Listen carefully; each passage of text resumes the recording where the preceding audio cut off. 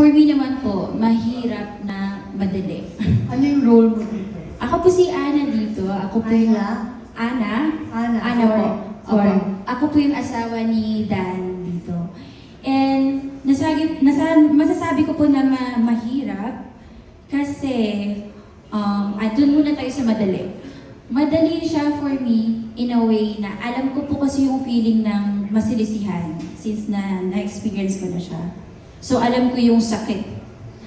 Ang mahirap po is yung nangyari sa akin before is pag sa totoong buhay po kasi sobrang galit na galit na galit na galit na galit ka talaga. Siyempre nasalisihan ka eh. Sobrang sakit nun.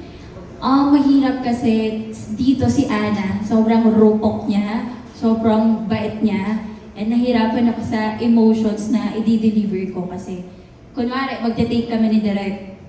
Yung ibabato kong line, sobrang galit yung bigay ko. Ganyan, sobrang galit. Pinapabawas ni Direk. Huwag ka sobrang galit kasi mabait si Ana. Ganun po. Yun po yung experience ko. Thank you. For me naman, mahirap. Para sa akin mahirap kasi hindi ko po masyadong experience yung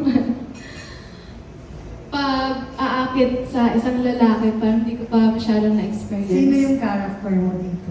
Ako po si Sophie, na jowa po ni Gab. Alright. Yes po.